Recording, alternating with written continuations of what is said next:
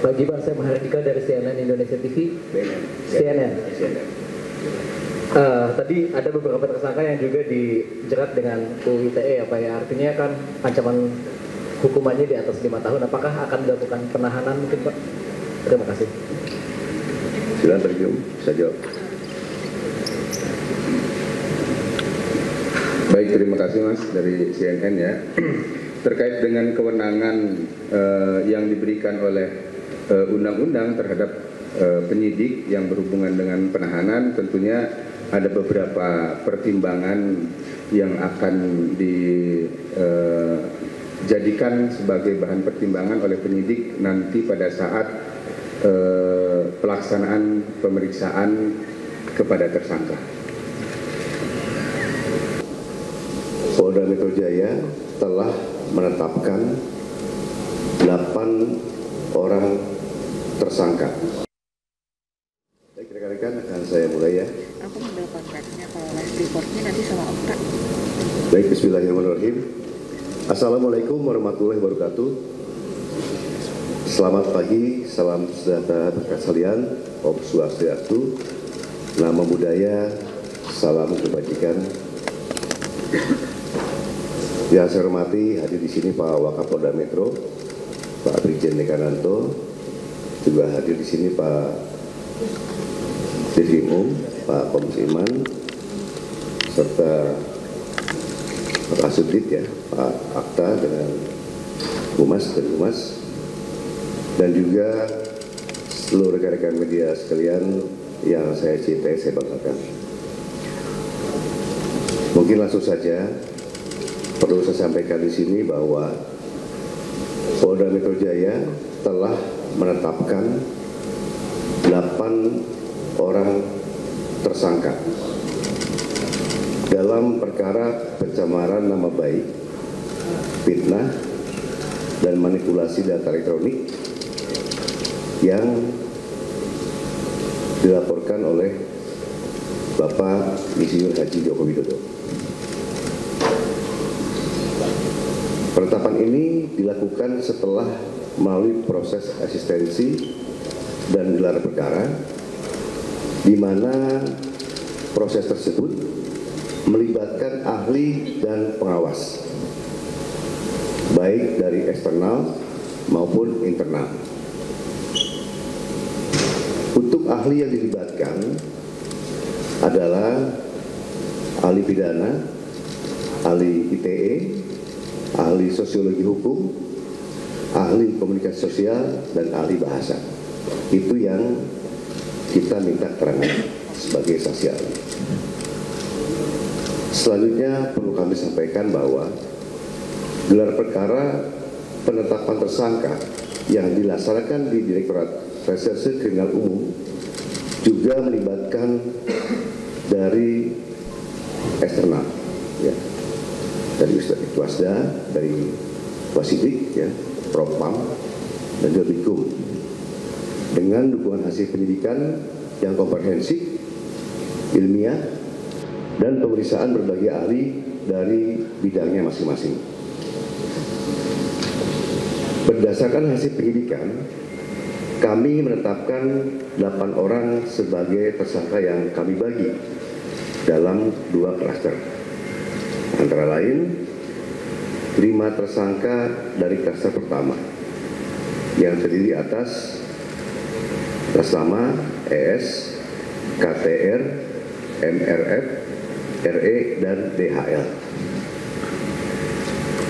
Untuk tersangka dari klaster ini dikenakan pasal 310 dan atau pasal 311 dan atau pasal 160 KUHP dan atau pasal 27A junto pasal 45 ayat 4 dan atau pasal 28 ayat 2 junto pasal 45A ayat 2 Undang-Undang ITE. Untuk klaster kedua, ada 3 orang yang akan ditetapkan sebagai tersangka, antara lain atas nama RS, RHS, dan TT.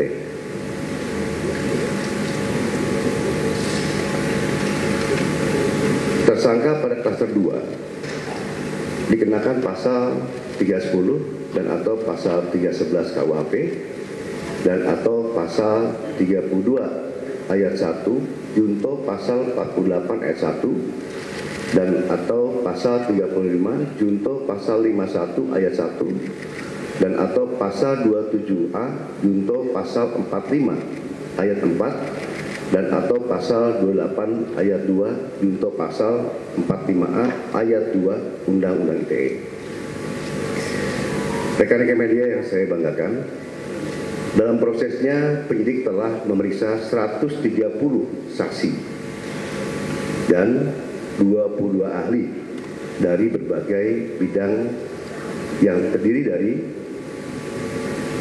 1. Dewan Pers, kedua Keterbukaan Informasi Pusat, yang ketiga Dirjen Peraturan dan Perundang-undangan dari Kemenkumham, yang keempat Akademisi Digital Forensik, yang kelima Asosiasi Digital Forensik, yang keenam Praktisi Digital Forensik, yang ketujuh Ahli Bahasa Indonesia, yang kedelapan Ahli Sosiologi Hukum, yang kesembilan Ahli Psikologi Massa, yang ke-10 Ahli Komunikasi Sosial, yang ke-11 Ahli Anatomi dari UI, yang ke-12 Ahli Hukum ITE, yang ke-13 Ahli Hukum Pidana, yang ke-14 SDM Kesehatan Kemenkes, yang ke-15 Lab Dokumen dan Digital Forensik.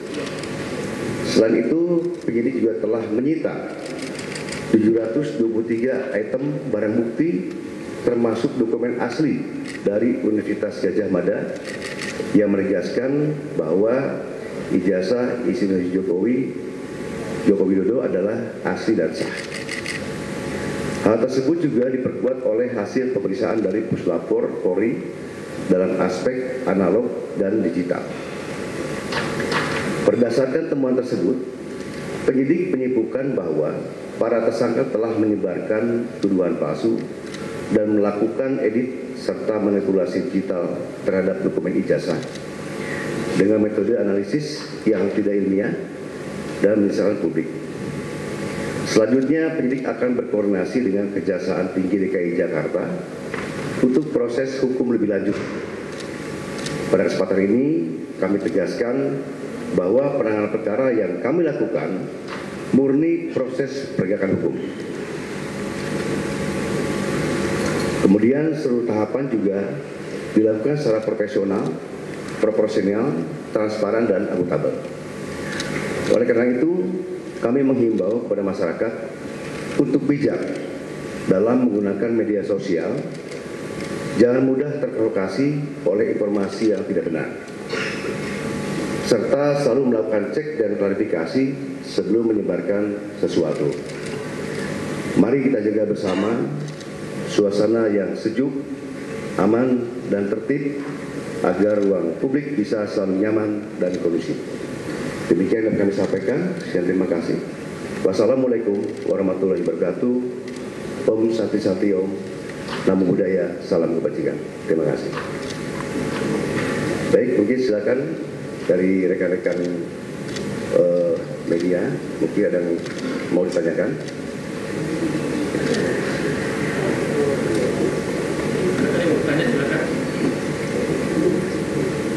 Ya.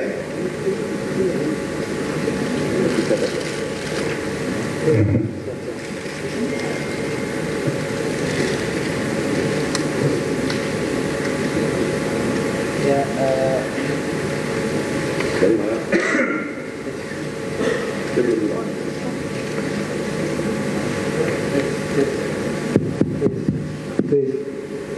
Izin Pak Kapolda, Pak Kapolda, Pak Dir, Pak Kasubdit, saya Adi Anugrahari dari liputan6.com. Ada dua yang ingin saya tanyakan, pertanyaan ringan saja. Yang pertama, bagaimana Polda Metro Jaya memastikan bahwa kasus ini diusut sampai ke tahap pengadilan. Yang kedua, yang kita tahu bahwa jarak antara pengumuman yang dilakukan oleh Barreskrim Polri dengan yang disidik oleh Polda Metro Jaya itu kan ada kaitannya gitu loh. Pada saat Barreskrim Polri mengumumkan bahwa tidak ada unsur pidana di dalam laporan ada aliansi masyarakat itu, apa yang membuat kasus ini terbilang lama dalam proses penyidikan? Apakah itu kaitannya dengan unsur pasal yang disangkakan oleh Polda Metro Jaya terhadap para terlapor atau seperti apa gitu? Terima kasih.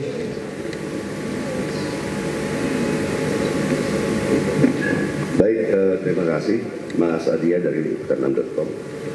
Perlu kami sampaikan yang pertama itu bagaimana Polda Metro Jaya bisa mengusut ya sampai pengadilan. Yang jelas kita melakukan tahapan-tahapan. Ya, di sini tahapan untuk kepolisian adalah tahapan penyidikan.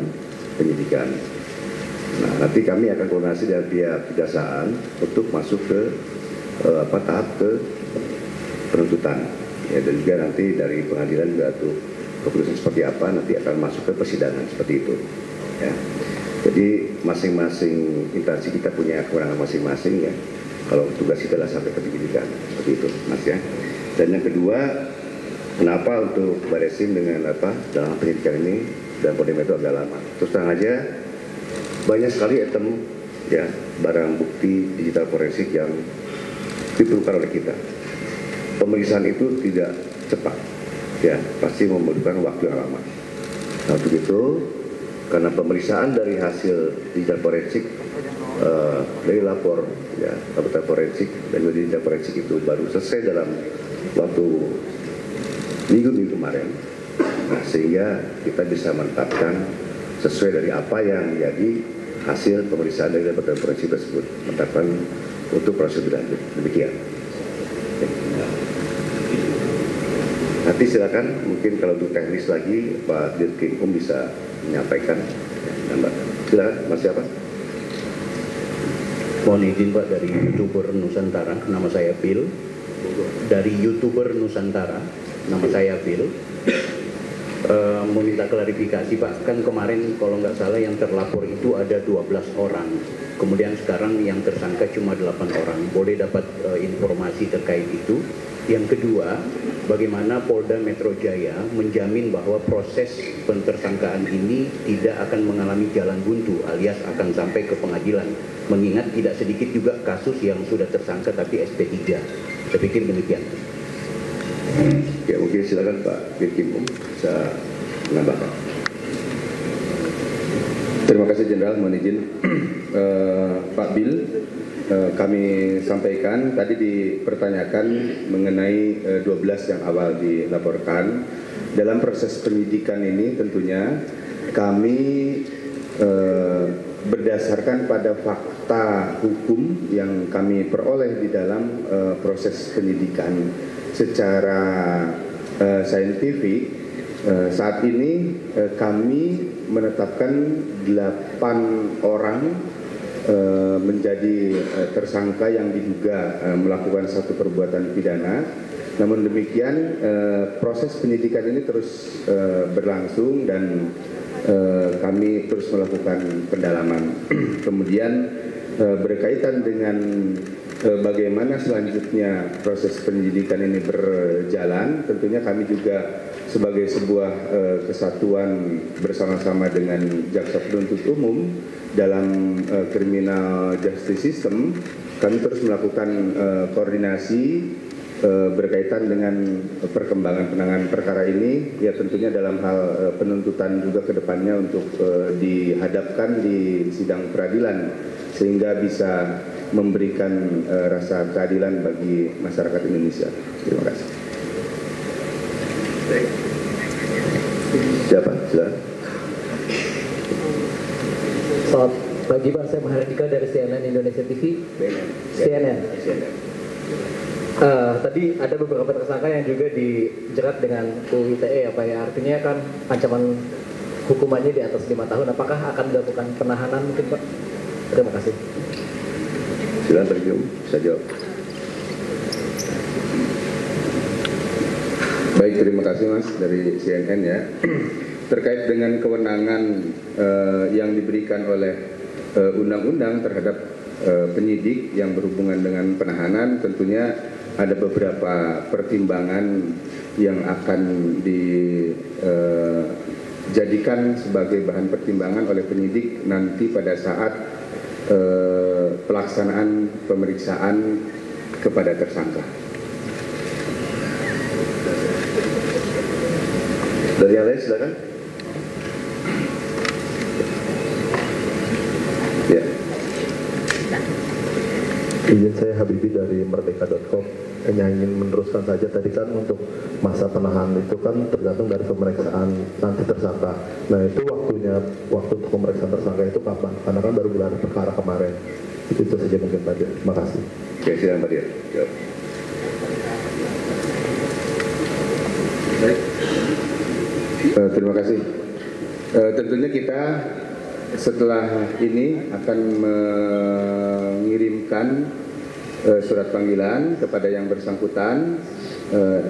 Kami berharap mudah-mudahan dari para tersangka bisa memenuhi panggilan kami sehingga hak yang bersangkutan sebagai warga negara untuk menyampaikan klarifikasinya dalam bentuk berita acara itu dipenuhi juga oleh yang bersangkutan. Silakan satu lagi ya. Saya karena dari Kompas TV Pak mau menanyakan, tadi kan disebutkan ada 2 klaster, yang klaster kedua ini ya karena dari Kompas TV yang klaster kedua ini kan tadi disebutkan ada 3 dan yang klaster pertama ada 5 tersangka. Nah ini yang berdasarkan backgroundnya dibedakan 2 klaster ini apa? Apakah peran-peran yang mereka lakukan sehingga dibedakan ada 2 klaster ini? Kan untuk pasal-pasalnya juga ada yang sedikit berbeda, mungkin bisa dijelaskan lebih lanjut. Terima kasih. Baik, terima kasih Mbak Carla dari Kompas ya Mbak. Tadi disampaikan oleh Pak Kapolda terkait dengan 2 klaster. Dalam hasil penyidikan kami yang diperoleh fakta dari hasil penyidikan tersebut, tentunya penentuan klaster adalah berdasarkan dari fakta penyidikan yang diperoleh oleh penyidik. Dan itu sesuai dengan apa yang dilakukan atau perbuatan hukum yang dilakukan oleh masing-masing tersangka, sehingga ini akan menentukan pertanggungjawaban hukum seperti apa yang harus dihadapi oleh tersangka. Jadi clustering itu didasarkan pada perbuatan yang telah dilakukannya. Baik ya rekan-rekan, seharusnya cukup ya. Itu yang dapat kami sampaikan. Ya. Itu saja yang dapat kami sampaikan ya. Terima kasih atas perhatiannya. Terima kasih. Wassalamualaikum warahmatullahi wabarakatuh.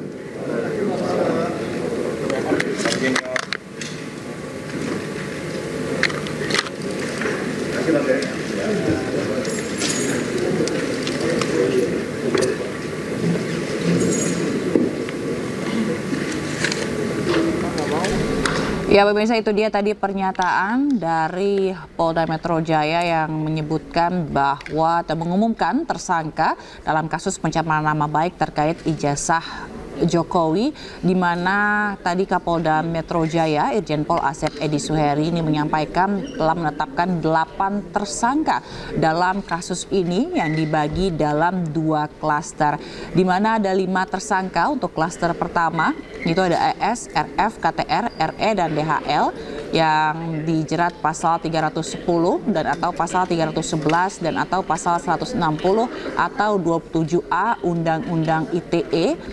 Dan sementara itu di klaster kedua ada 3 orang yang jadi tersangka, yaitu dengan inisial RS, TT, dan RHS, di mana dikenakan pasal 310 atau 311, pasal 32 ayat 1 Jungto pasal 48 ayat 1 Undang-Undang ITE.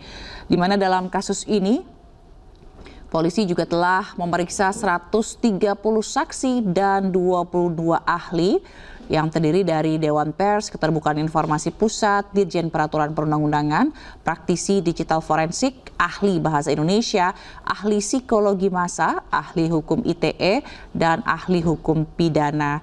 Polisi juga telah menyita 273 barang bukti dan ijazah asli dari UGM ijazah Jokowi asli dan sah dari hasil ilmiah analog dan digital.